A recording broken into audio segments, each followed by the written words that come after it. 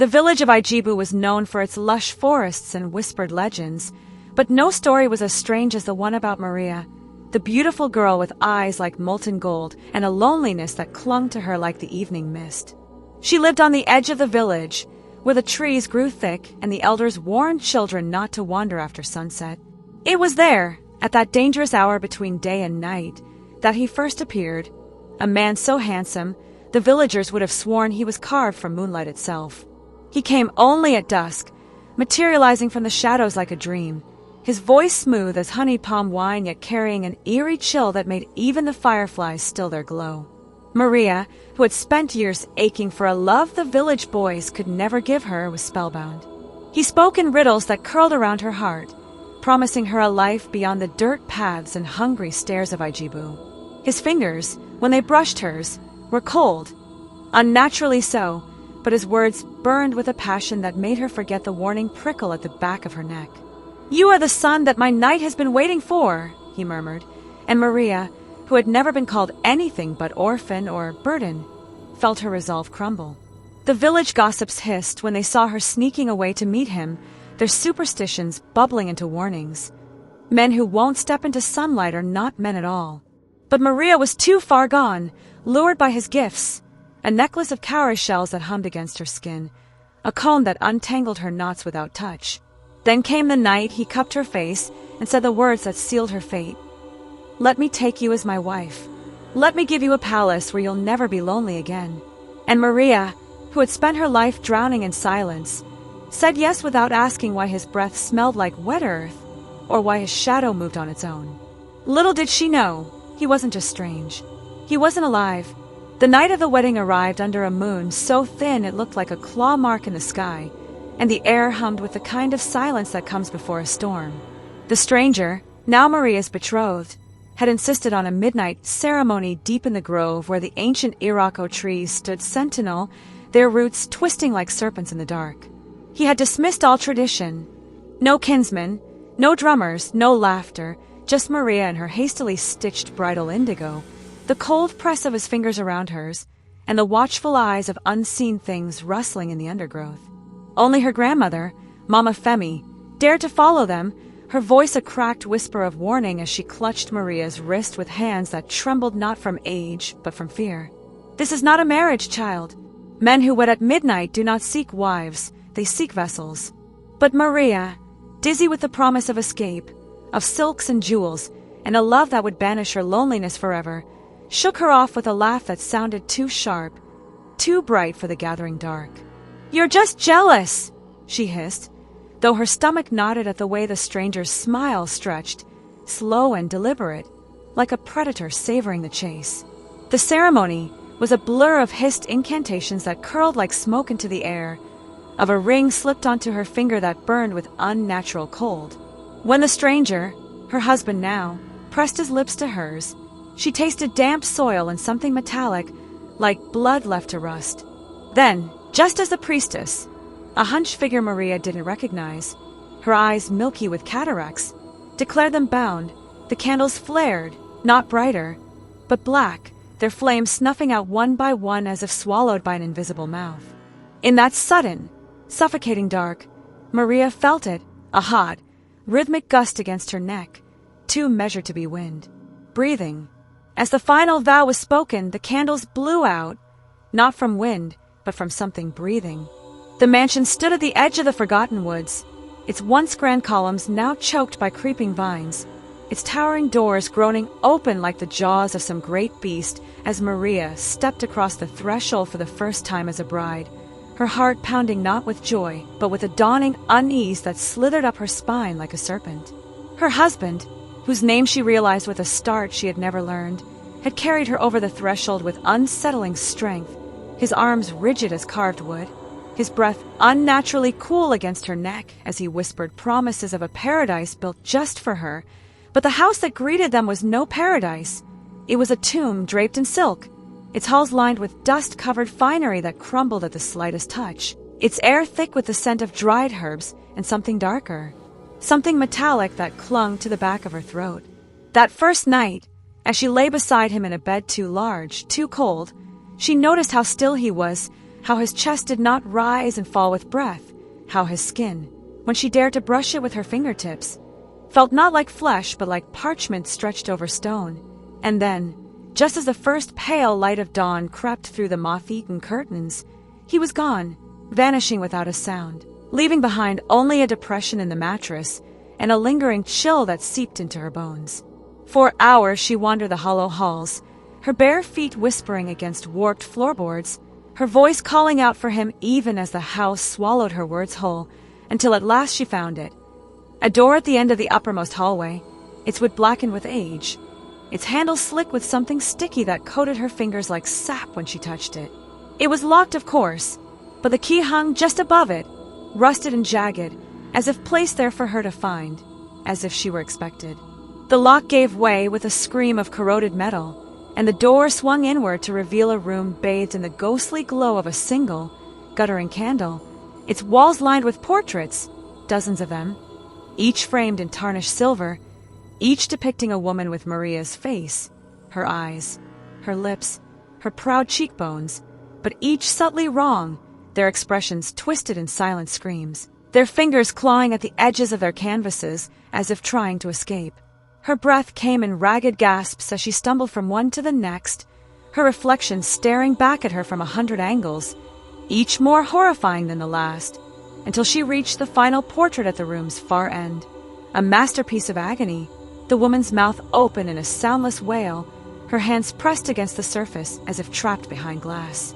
Trembling, Maria reached out, her fingers brushing the painted face, and then, impossible, unthinkable, the surface gave way beneath her touch, not canvas but cold, smooth glass, and the eyes in the mirror blinked, the lips parted, and the scream that tore through the room was not her own.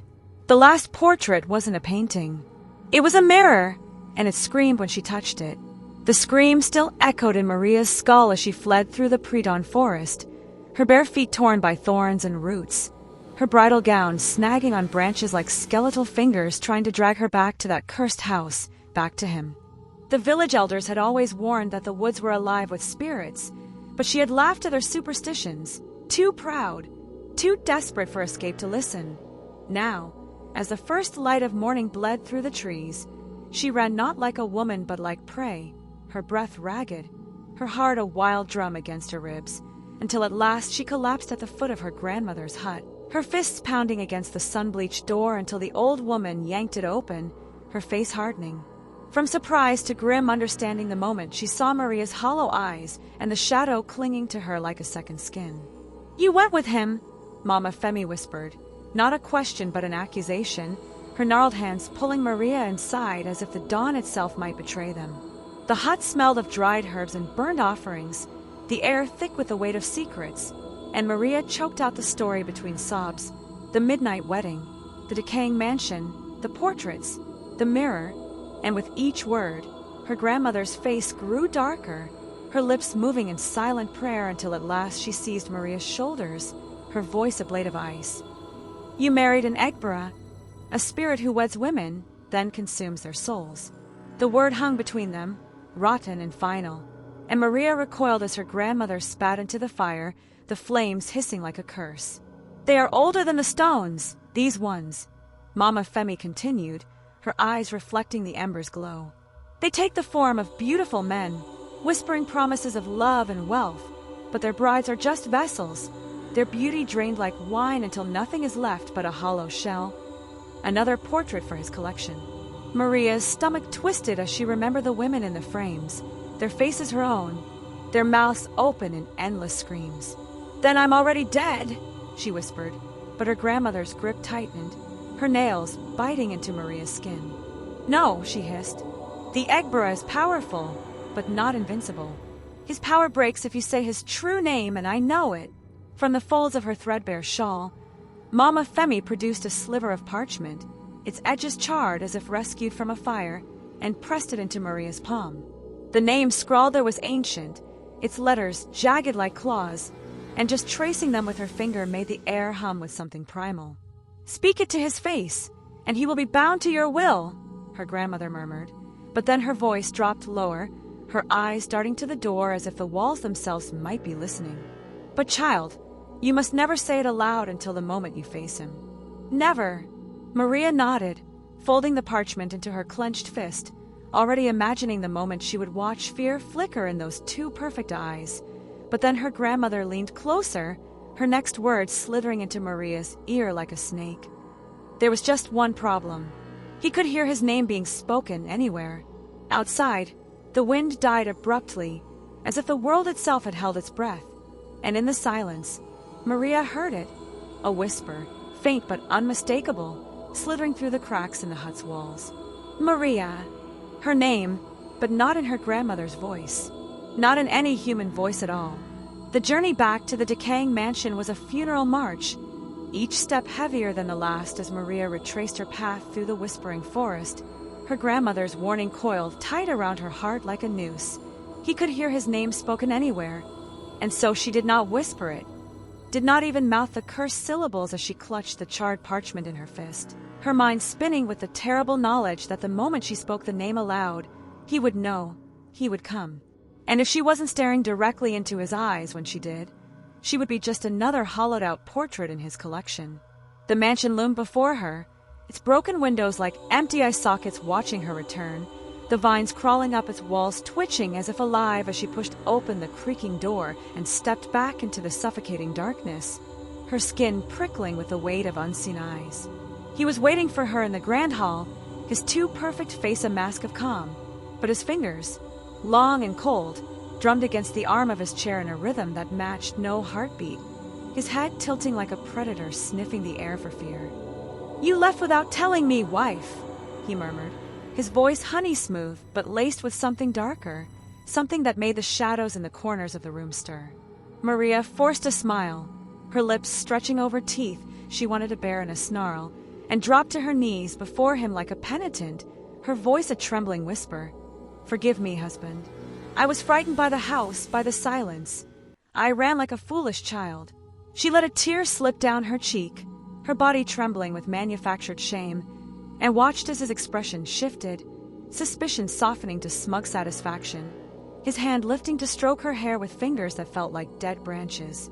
"You are home now," he whispered, but his eyes flickered to the fist still clenched at her side, and Maria knew she had to act fast. That night, as he slept, or pretended to sleep, his chest still and silent, she crept to the moonlit bathroom, her hand steady as she drew the razor-sharp knife from her sleeve, the one she had stolen from her grandmother's hut, its edge glinting like a promise. The name on the parchment was a serpent of ink, its letters writhing as if alive, and with a breath held tight in her lungs, she pressed the blade to the soft skin of her inner thigh and began to carve, her teeth gritted against the pain as each stroke etched the name into her flesh, the blood welling dark and thick, the letters searing themselves into her skin like a brand. She would not forget. She could not. The wound burned as she bandaged it with strips torn from her dress, her reflection in the cracked mirror pale but determined, and when she slipped back into bed beside him, his eyes were open, staring at the ceiling with a stillness that was not human. "Why do you smile so much, wife?" he asked suddenly, his voice ablaze in the dark, and Maria felt her blood freeze, but she only turned to him, her face a mask of devotion, her hand resting lightly on his chest where no heart beat. "Because I am happy," she lied, and his lips curled into something that was not a smile. The next days were a dance of shadows and half-truths, Maria playing the doting bride, her laughter too bright, her touches too eager, while he watched her with eyes that grew hungrier, more calculating, his once charming words now laced with barbs, his once gentle hands gripping her wrist too tight when she lingered too long near the locked room. "What do you seek in this house?" he asked one evening, his fingers tracing the line of her throat, and Maria leaned into his touch, her pulse fluttering like a trapped bird. "Only you," she breathed, and felt his nails dig in just enough to sting. That night, she lay beside him, her body rigid with feigned sleep, her fingers brushing the bandage on her thigh, the name beneath throbbing like a second heartbeat. The room was silent, the air thick with the scent of damp earth and something rotting, and then a sound. A wet, clicking noise, like a jaw unhinging.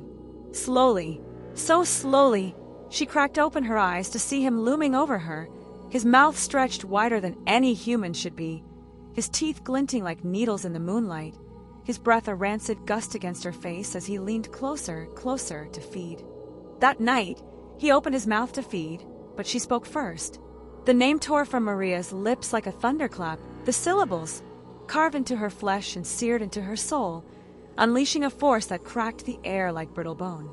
The Egbere's gaping mouth froze mid-snarl, his needle teeth glinting in the moonlight as his body convulsed, his flawless skin fissuring like porcelain struck by a hammer, veins of black ichor spiderwebbing across his form until, with a sound like shattering glass, he exploded into 1,000 jagged fragments that hung suspended in the air before collapsing into a writhing, shadowy mass at the foot of the bed.